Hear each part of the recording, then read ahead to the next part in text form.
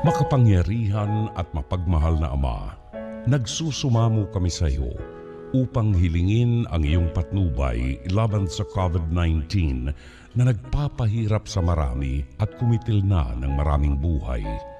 Gabayan mo ang mga dalubhasang naatasan na tumuklas sa mga lunas at paraan upang ihinto ang mga paglaganap nito. Patnubayan mo ang mga lumilingap sa may sakit upang ang kanilang pagkalinga ay malakipan ng husay at malasakit. Itinataas namin ang mga nagdurusa. Makamtan nawa nila ang mabuting kalusugan. Lingapin mo rin ang mga kumakalinga sa kanila. Pagkamitin mo ng kapayapaang walang hanggan ang mga pumanaw na. Pagkalooban mo kami ng biyaya na magtulong-tulong tungo sa ikabubuti ng lahat. Pukawin sa amin ang pagmamalasakit sa mga nangangailangan. Nagsusumamo kami na iyong ihinto na ang paglaganap ng virus at ipagadya kami sa lahat ng mga takot.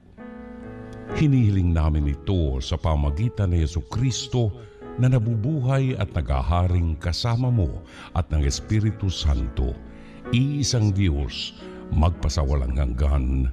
Amen. Dumudulog kami sa iyong patnubay, mahal na Ina ng Diyos. Pakinggan mo ang aming mga kahilingan sa aming pangangailangan at ipag-adya mo kami sa lahat ng kasamaan, maluwalhati at pinagpalang Birhen. Amen.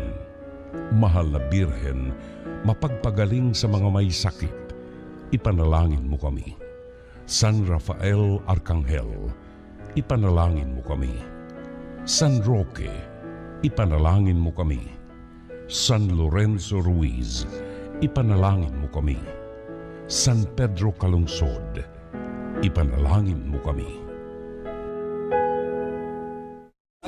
Balita, krisis po tayo. COVID-19. Impormasyon, Sa inyong mga tahanan. Wow. serbisyo publiko Marami ring mga blood donors ang Alamin natin, pero na sa Ermita. ito dahil kailangan para sa bayan. Nag-iwan muna ng isa. Nakasurvive. Nakasabat ang mga delivery ng pagkain. Alam nyo ba kapag malaking tipid sa mula bukas? Oxford, magkakapamilya, maglilingkod sa isa't isa. Ito po ang Teleradyo. Ang susunod de programa ay rated PG, patnubay at gabay makula ay kalon semana bottom 100 odd. Ang mga opinyon at pananaw sa programang ito ay sa mga host at mga panauhin lamang. Hindi ito opinyon at pananaw ng himpilan at ng pamunuan ng network.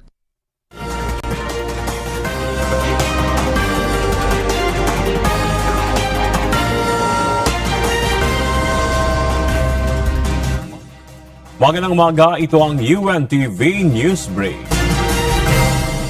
Nagbahagi ng update si Senator Robin Padilla hinggil sa